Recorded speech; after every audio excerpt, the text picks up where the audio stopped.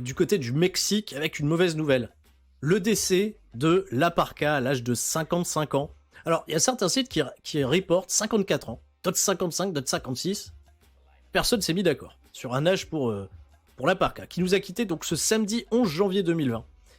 Il faut faire attention parce que j'ai eu pas mal d'erreurs circulées sur les réseaux sociaux. Le La Parka qui nous a quitté n'est pas à confondre avec LA Park, le catcheur que beaucoup ont connu et qui a été popularisé du côté de WCW, qui est l'original La Parka Adolfo Tapia, qui lui va bien, pas de soucis. Le La Parka qui nous a quitté, c'est l'autre La Parka, celui à qui Triple A a donné la gimmick. Alors en fait, il y a eu un conflit d'intérêts entre Triple A, qui est le créateur de la gimmick de La Parka, et de ce fameux La Parka, le premier, Adolfo Tapia, qui est parti catcher chez WCW, et qui passait le plus clair de son temps, en fait, aux États-Unis. Donc très peu présent pour faire briller le nom de La Parka au sein du Mexique. Et finalement, AAA, ils ont dit, attendez, nous, on a quand même les réserves sur la gimmick, le nom, on va la donner à notre catcheur. Surtout que, bah, t'imagines, c'était quand même un truc populaire, le mec habillé en squelette, etc. Donc ça marchait du feu de Dieu. Et pour LA Park, enfin l'autre La Parka, lorsqu'il est revenu au Mexique, il a dû changer de nom, il a dû s'appeler LA Park, et il a été bossé chez le concurrent, à savoir CMLL. Et CMLL et AAA, au Mexique, c'est les deux plus gros, mais c'est une guerre incroyable. Alors eux, ils s'entendent pas, ils s'entendront jamais. Ça va mal, il y a des coups fourrés dans tous les sens. Donc le La Parka, qui nous a quittés, malheureusement, triste disparition. Il avait fait, je sais pas si tu te souviens de ça, sa dernière apparition pour la promotion Chaos, ça remontait au 21 octobre 2019, où il avait pris un spot, il s'était lourdement blessé à la tête après une mauvaise réception d'un topé. Les images avaient fait un petit peu le tour des réseaux sociaux, et il fait un topé suicida, et il vient se cogner la tête durement contre la barrière de sécurité. Des images qui étaient vraiment pas jolies à voir, il avait été escorté médicalement juste après. Et il faut savoir qu'en fait, suite à cette blessure, il a été opéré dans la soirée même, apparemment, d'après les médecins, c'était une opération de sauvetage, et il est décédé 3 mois plus tard. Est-ce que c'est suite directement à cet accident ? Ce qui est quand même assez lourd de conséquences, encore une fois. Si tel est bien le cas, il n'y a pas encore plus de précisions qui sont tombées là-dessus, mais ce serait à nouveau un décès qui survient même 3 mois plus tard, après un accident arrivé dans un ring de catch. Mmh.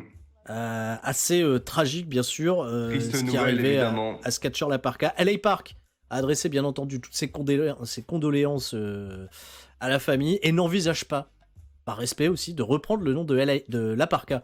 Hein, voilà, il va le laisser à celui qui nous a quittés. Il continuera, lui, de s'appeler LA Park. Il faut savoir d'ailleurs que la guerre entre LA Park et La Parka s'est aussi transformée en storyline. Hein. Ils ont fini par trouver des accords dans les années 2000 et il y a eu des La Parka contre des LA Park avec des La Parka Junior. Il y a eu ils sont joyeux, les Mexicains, ils ont pu faire plein d'argent avec tout ça. Merci en tout cas, La Parka. Autre information, mon petit Flo. Je poursuis avec quelque chose qui a fait un méchant bad buzz au courant du week-end, c'est l'affaire Tessa Blanchard. T'as un petit peu suivi ce qui s'est passé avec Tessa, parce que Tessa, elle a eu un sacré week-end. Hein. Ouais, bien entendu, j'ai un petit peu vu, j'ai traîné sur les réseaux sociaux, j'ai lu quelques news, ouais, évidemment. Elle a fait l'histoire, pas que dans les meilleurs sens. Hein. Alors, ouais. Tessa Blanchard, elle est prévue, donc dimanche, ouais, tout va bien, elle affronte Sami Callihan à Hard to Kill pour le championnat du monde de Impact Wrestling. Pas le championnat féminin. Ils ont une storyline qui dure depuis 8 mois, un truc intergender. Et bim, clac, match de championnat pour Tessa Blanchard. On va marquer l'histoire. Et Tessa, elle a tweeté dimanche, salut les filles. Elle s'est adressée donc aux femmes dans le catch en disant, essayez de vous soutenir mutuellement. Des choses sympas se produisent. Justement, faisant référence à ce qui allait lui arriver, qui pourrait en effet ouvrir des portes sur l'idée, tu vois, de ces combats intergenres dans le monde du catch. Parce que c'est quand même assez important. Donc c'est pas con, à la base, elle fait de la promotion. Sauf que Tessa Blanchard, c'est pas la plus appréciée par les catcheuses et elle s'est mangée une avalanche de messages négatifs, dont un premier qui vient de Alice in Kay, l'ancienne participante du Bayon Classique, qui était aussi de catcheuse chez Impact et qui désormais se produit notamment pour NWA. Il nous dit, est-ce que tu te souviens quand tu as craché sur le visage d'une femme noire et que tu l'as appelée par le mot N, qu'on va pas reprendre ici, qui est le mot interdit, le fameux N-word, au Japon, lorsque vous étiez au Japon. Est-ce qu'à ce moment-là, t'étais en train de soutenir les femmes, comme tu nous le demandes? Là, on ressort des vieux dossiers, des dossiers qui datent de 2017. Et dans la foulée, après Alice in Kay, notre catcheuse, la Rosa Negra, qui a appuyé donc les propos d'Alice in Kay, puisque elle était la lutteuse noire qui était visée par les propos de Tessa Blanchard il y a entre 2 et 3 ans. Justement, en blâmant Tessa Blanchard pour ses propos. S'en est suivi également notre camarade française, Shanna, qui a appuyé les dires de la Rosa Negra en disant on n'oubliera pas ce qu'a fait Tessa Blanchard au Japon en 2017, tout en insinuant qu'elle aurait fait des choses encore plus graves que d'avoir juste insulté la Rosa Negra. Et derrière, ça a continué. Chelsea Green, qu'on a vu là récemment faire ses débuts du côté de NXT, a dit, en s'adressant à Tessa Blanchard, vous avez régulièrement rabaissé, intimidé et abaissé ainsi d'innombrables de mes collègues féminines, dont je fais partie. Est-ce que vous appelez ça un soutien? Chelsea Green, très froidement bien entendu, à Tessa Blanchard, toujours en parlant de son comportement backstage. Et c'est pas la seule, parce que derrière, Ayla Dawn, catcheuse de NXT UK, ou Priscilla Kelly, qui est la Madame Darby Allin, qui aussi une catcheuse du circuit indépendante très en vue en ce moment, qui ont appuyé les propos de Chelsea Green sur une attitude intimidante de Tessa Blanchard à leur égard et à l'égard d'autres filles. Donc coup dur pour Tessa Blanchard, qui a pris une avalanche de bad buzz sur les réseaux sociaux dans la foulée de ses déclarations. Elle a gagné Hard to Kill pour le show Impact. Elle a gagné. Elle a fait déclaration à la fin de son match très ému. Alors c'est un super match en plus. C'est le seul match que j'ai regardé d'Impact. Et Tessa Blanchard contre Sami Callihan, ça c'est mon point de vue. Hors la personnalité de Tessa Blanchard, de ce que j'ai vu des clips qui ont résumé un petit peu les choses, ça avait l'air d'être vraiment un truc super. Ce qu'ils ont fait Impact entre Sami Callihan et Tessa Blanchard. Tessa Blanchard est une super catcheuse. Elle a fait une déclaration à la foule après avoir gagné le match parce qu'elle n'a pas répondu. Elle n'a pas fait la section média. Elle l'a évité, elle l'a esquivé avant Hard to Kill, en précisant qu'elle n'était pas parfaite. Elle a dit « Je suis pas parfaite, personne ne l'est. Nous sommes tous humains. Peu importe comment vous osez m'appeler, j'ai un énorme mental et je viens de prouver que j'étais la meilleure du monde aujourd'hui en accomplissant ce qu'elle a accompli. Il n'y a pas d'excuse dans ses propos. Elle se défend juste en disant « Je suis humaine, je fais des erreurs. » On est tous humains, enfin, personne n'est parfait. Elle a même pas dit je fais des erreurs, elle a dit personne n'est parfait. Il n'y a pas d'excuses dans ses déclarations, même si elle les a fait avec un coup d'émotion très important. Et malgré tout, je pense scénaristiquement, par rapport à ce qui s'était passé dans l'histoire de Impact, des acclamations bien entendu du public. Donc comme je disais, ça clôture une storyline de 8 mois, super feud, mais qui arrive au moment où Tessa Blanchard sort d'un gros bad buzz sur les réseaux sociaux. Et elle sera pas la bienvenue, je pense, dans d'autres compagnies où d'autres femmes ont clairement décidé de la blacklister, quoi. C'est pas bon, ça. Puis c'est pas bon non plus pour ton image, au niveau des réseaux sociaux. Qu'est-ce que t'en penses de tout ça, mon petit Flo? Cette affaire Tessa Blanchard. Je pense que tu as été assez bon sur le sujet, tu as tout raconté, il n'y a, y a rien à en penser. Ce sont des faits. À partir du moment où il y a plusieurs personnes qui se plaignent d'un comportement, bon, comme on dit, il n'y a pas de fumée sans feu. Et il faut savoir que Tessa Blanchard, c'est pas la première fois qu'on la retrouve dans ce genre de bad buzz ou de mauvaises news. Malheureusement. Je crois que ça lui a fermé quelques portes dans son passé. Elle aurait dû faire partie de celles qui étaient choisies pour un petit peu être de la entre guillemets révolution féminine de WWE. Bien sûr. Du côté de NXT ou voire plus. Les portes se sont fermées à cause de problèmes comportementaux. À cause d'une mauvaise entente avec beaucoup de ses collègues. C'est malheureux. Il n'y a pas que des bons gens dans le business qu'on aime. En revanche, si on parle de talent et de qualité in-ring, elle fait partie des toutes meilleures actuellement dans clairement, ouais. Clairement. Après, ça n'excuse pas le reste, bien évidemment. On change de sujet, on change d'univers, même si on va rester hors WWE, hors All Elite Wrestling, hors New Japan, hors les plus gros. Petite stat intéressante, tiens, qui est sortie dans le dernier rapport du Wrestling Observer concernant New Japan. On parlait des affluences de New Japan pendant le week-end de Wrestle Kingdom. Eh bien, figure-toi que pour la nuit 1 de Wrestle Kingdom, il y a 8300 billets qui ont été achetés en dehors du Japon. Je rappelle l'affluence, il y a eu 40 000 personnes pour la nuit 1 de New Japan, 30 000 pour la seconde. Il y a, sur ces 40 000 tickets, 8300 ont été achetés en dehors du Japon. Beaucoup en Europe, non? Et dont beaucoup apparemment en Europe. Et pour le jour 2, sur 30 000, il y en a 6 500 qui ont été achetés en dehors du Japon. Donc c'est une grosse expansion internationale qui commence à prendre vraiment son effet. Et le Wrestling Observer a rapporté également qu'en 2018, 2400 billets avaient été vendus hors Japon pour le match entre Jericho et Omega. 6000 l'an passé pour le Tanahashi Omega. Donc en fait, c'est un chiffre qui reste en constante évolution. Et il faut savoir que ce chiffre, en réalité, est plus important que ça, puisque ça prend uniquement les achats de tickets en dehors du territoire, mais il y a forcément, tu vois, des étrangers qui ont des contacts au Japon pour réserver les places directement sur place, ou aussi d'autres étrangers qui ont acheté leur place le jour même. Parce qu'il y a toujours des places disponibles ou quelques jours avant, tu vois. Donc c'est un chiffre qui est en réalité plus important que ça. Et oui, ça c'était Meltzer qui l'avait reporté, mais en audio, qui avait plus vu de fans apparemment européens que américains sur place. Mais c'est des chiffres qui sont quand même très intéressants et qui confirment cette politique d'internationalisation de Harold Meij, le dirigeant principal de New Japan Pro Wrestling. Oui, bah disons que ça confirme pas la politique d'internationalisation, mais ça confirme la réussite. Oui, pour le moment de cette politique. Il y a eu de gros événements. Royal Quest en Angleterre, c'était quelque chose d'assez énorme, ouais, en plus. Et les nombreux shows aux États-Unis, je pense à Madison Square Garden, jumelé avec Ring of Honor lors du WrestleMania weekend, c'est quelque chose de grand, même si le show était en demi-teinte, surtout de la faute de Ring of Honor. Et on n'oublie pas la première journée de G1 Climax aussi, qui avait lieu aux États-Unis.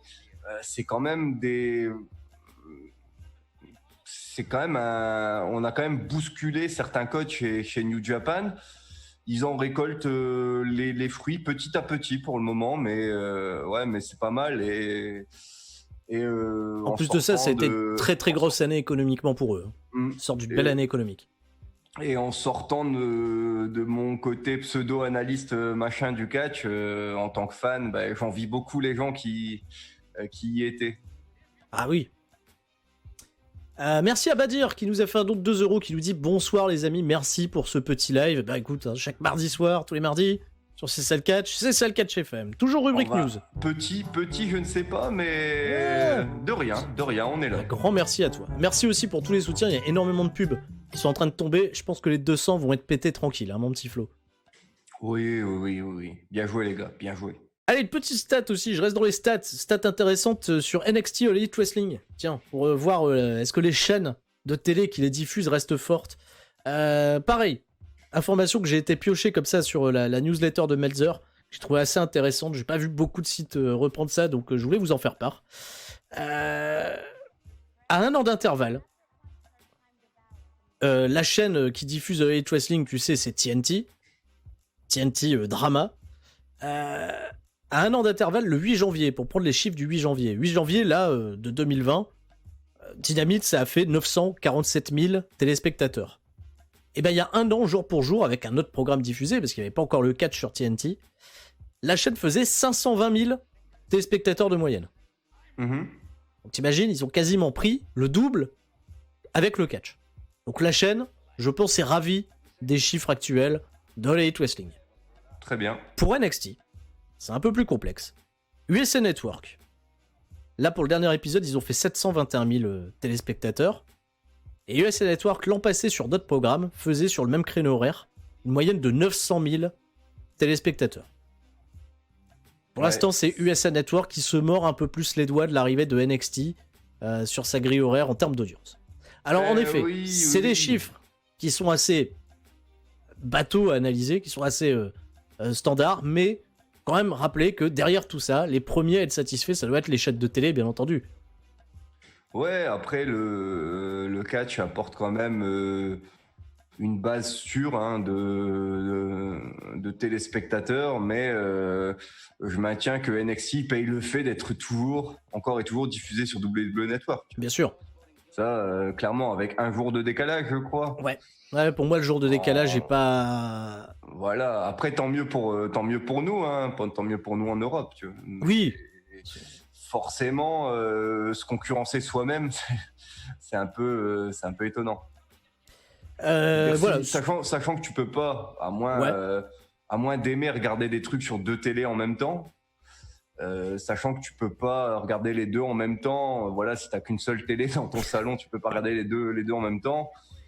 Mais t'as vite fait le choix si t'es décidé à regarder les deux, tu vois. Tu regardes All Elite à la télé et le lendemain, tranquillement, network, NXT, quoi. C'est parce que nous, on est en Europe et souvent le lendemain, on est censé se lever tôt. Mais si les programmes ils étaient diffusés, mettons, à 20h en Europe, je suis sûr qu'on serait tous là avec 2 téloches en train de regarder les deux. Et je suis sûr que beaucoup d'entre vous, lorsque vous dormez pas les mercredis soirs, vous avez le live d'NXT qui tourne en même temps que le live de All Elite Wrestling. Si vous avez des bonnes connexions et que vous avez des moyens, vous connaissez les moyens, pas forcément les plus propres pour regarder les choses, je pense que vous le faites. Mais ils le font quand même. On peut dire, on va pas empêcher les gens de découvrir des choses. Enfin. Je pense qu'ils ne le font pas. Ils le font pas. Bon allez, en fait vous le faites pas. En fait on dit des bêtises. Personne n'est dans l'illégalité parmi notre communauté. Vous ne faites pas ça. Dernière petite news, allez, pour finir la dernière. La dernière et j'ai fini. Vas-y. J'ai fini. Catch français, mon petit Flo. Le catch FR, ton sujet préféré. Oh oui. Ce week-end, il y avait le tournoi. Warcry Twitter, oh là là. Oh là là là là là là. Oh le dégât. Ah, il y a des dégâts en ce moment. Il y a des chutes à l'arrière du peloton, il y a des leaders qui sont à l'arrêt, il y a des fringales. C'est chaud là. Ah ouais, j'ai vu certains tweets là. Oh, on se régale. Ce week-end, il y avait l'APC qui tenait le show Fight for Paris, qui était un show en 2 jours avec un tournoi qui veut s'inscrire un petit peu dans la légende des grands tournois. C'est la première édition, la légende des grands tournois à l'image des Super Strong Style 16 de Progress ou du Gold Karat de WXW. Donc, faut bien commencer par quelque chose et faire un tournoi sur 2 jours, c'était une expérience inédite en tout cas pour l'APC. Ils ont pu profiter d'un partenariat avec WXW justement pour pouvoir amener ça. Et ce tournoi a été remporté par David Starr, qui était présent pendant l'intégralité du week-end. David Starr qui a vaincu tour par tour des noms comme Christianium, le Suralis, qui a battu Senza Volto le lendemain et qui a terminé en finale contre Aigle Blanc. D'ailleurs, il fait beaucoup de pubs, là, j'ai vu sur ses réseaux sociaux, pour inciter d'autres promoteurs à booker Aigle Blanc sur leurs produits. Bon, on aimerait bien, hein, merci. En tout cas, c'est toujours un petit geste qui aide et qui compte. Merci David Starr. Et pendant ce show, notre ami Tristan Archer, Révolution Française, que je salue, a subi une commotion cérébrale à l'issue de son premier tour qualificatif contre le catcheur que vous voyez à ses côtés, à savoir Cody Hall, fils de la légende Scott Hall, bientôt multiples fois Hall of Famer, avec l'intronisation qui arrive de la NWO au plus grand des complets. Non, lui, il l'a déjà été. Attends, NWO, ils ont pas. C'est là, ils sont introduits là cette année. Alors, commotion cérébrale pour Tristan Archer qui a dû être hospitalisé juste après l'incident. Il a réussi malgré tout, il sait même pas comment, à finir le match. Il n'a pas pu catcher le lendemain. J'ai eu l'occasion de m'entretenir un petit peu avec Tristan Archer. J'ai revu des images de ce qui s'est passé techniquement parlant, et la faute n'est pas du tout sur Tristan Archer. Il était dans l'obligation de mourir à ce moment-là, de se cogner la tête durement. Parce que Cody Hall lui a pas laissé trop de place, et Cody Hall, il est pas réputé depuis des années pour prendre beaucoup soin de ses adversaires. C'est pas le premier qui blesse, c'est pas le dernier, et malheureusement c'est tombé sur la Révolution Française, et ça aurait pu être bien grave. Alors moi, j'ai un coup de gueule par rapport à ça, parce que j'ai quand même parlé avec Tristan qui a vécu un enfer Les commotions cérébrales, c'est chaud, les mecs. L'arrière du crâne, c'est compliqué. Des chocs sur le haut du crâne, où on a le niveau du front, là, juste au-dessus du front, vous avez le point le plus dur de la tête. Vous pouvez faire tomber un piano à cet endroit-là. Tellement d'entraîneurs de catch qui vont... Vous pouvez faire tomber un piano à cet endroit-là, ça va, c'est bon. C'est un endroit très très dur. Mais l'arrière du crâne, la boîte crânienne, c'est là où c'est très sensible. Et dans le catch, se mettre en sécurité, c'est éviter le plus possible, c'est pas toujours le cas, hein, le plus possible les contacts au sol pour l'arrière de votre crâne. Et ça, tous ceux qui ont fait un jour un stage de catch ou autre savent à quel point c'est important. Là, il était dans une prise où Cody Hall l'a véritablement pas protégé. Du tout. Et Tristan Archer en a payé plein pot. C'est-à-dire Tristan Archer, ce qui s'est passé samedi entre midi et la fin de la soirée, il sait plus. Il a trou noir, blanc. Il a pris l'ambulance, il savait pas. Comment il a fini le match, il savait pas. Il a juste vu les images. Et je pense que quand tu revois des images d'un truc dont t'as aucun souvenir, ça doit être particulièrement infâme à suivre. Coup de gueule, cela dit, et tout mon soutien, tout mon respect et un bon rétablissement à Tristan Archer et à tous les soutiens qu'il a reçus tout au long du week-end. Moi, il y a un truc qui me fait chier quand même par rapport à ça, c'est qu'un mec comme Cody Hall, qui a quand même cette responsabilité d'avoir, il a blessé un mec, des fois les accidents, en effet, ça peut arriver, il en joue sur les réseaux sociaux, ce con. Il s'en amuse. Et il dit, ouais, ces mecs qui vont pleurer backstage parce qu'ils sont pas capables de finir un match. Grosso modo, Sam les bouffe. Ça, voilà. Frère, calme-toi. T'as la vie de tes collègues en jeu, dans les mains. Je veux bien que ça peut faire badass de faire un petit peu les tortureurs sur les réseaux. Mais là, sans déconner, c'est chaud, c'est grave. Tu t'amuses pas à faire ça, même pas 48 heures après que le mec, tu l'estonnes, quoi. C'est bon. Il était pas là le lendemain d'ailleurs, Cody. Il était pas sur le show du lendemain, il est tout de suite reparti. Il y a eu des témoignages d'autres mecs backstage, notamment les mecs de la VXV qui disent voilà, il n'en est pas à son premier cas, c'est de la récidive. C'est un peu chaud, ça c'est des comportements qu'on n'aime pas bien voir. Et j'aimerais vraiment porter tout mon soutien à Tristan Archer pour cette incroyable dure épreuve qu'il a dû subir. Et un message à tous mes ex-collègues, enfin voilà, tous ceux qui pratiquent le catch, mettez-vous en putain de sécurité. Ça veut pas dire pour autant que vous devez tous devenir des danseuses, puis vous toucher, puis vous frapper, puis voilà, parce que vous avez quand même un public qui derrière veut voir quand même que ça envoie, que ça se tabasse. Mais cogner une tête par l'arrière, on fait pas. On protège. C'est ça la sécurité. Donner l'impression, l'art du catch, c'est de l'impression en effet que vous vous déchirez la gueule. Mais justement, pratiquez bien votre art. Merci à Johnny l'original qui reste fort avec un don de 2€ qui nous dit cette miniature mérite un don, votre taf aussi. On parlera bien entendu du FC Lionel Rollins dans un tout petit instant en compagnie de notre bon Flo. Mon petit Flo, est-ce que tu as une réaction rapidos par rapport à ce qui s'est passé ce week-end? On n'était pas là, hein, on était pas du tout sur le week-end, on a juste vu des images, Flo et moi. Bon courage, bon rétablissement, Tristan Archer. Je ne salue pas son attaché de presse Twitter. Je ne salue pas les nombreuses réactions Twitter. Il y a des gens professionnels dans le catch. Je pense qu'il y a des gens qui savent se parler sans s'exposer à la vue des fans sur les réseaux sociaux en enfilant la cape de l'ultra bien-pensance. Mais tout ce que j'ai à dire, c'est voilà, Tristan Archer, c'est quelqu'un qui a énormément de métier, hein, qui s'est pas souvent blessé, quelqu'un d'extrêmement expérimenté. C'est malheureux ce qui est arrivé, et je lui souhaite un bon rétablissement. J'ai hâte de le revoir sur les rings. En tout cas, suivre ça d'un peu loin, parce que je me déplace plus trop sur les shows français, mais j'ai hâte d'entendre de très bonnes nouvelles à propos de Tristan Archer. Et voilà, c'est ainsi que je referme